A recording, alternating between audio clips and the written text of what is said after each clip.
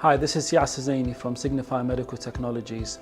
In this video clip, I will explain why you need to replace your mouthpiece every 90 days.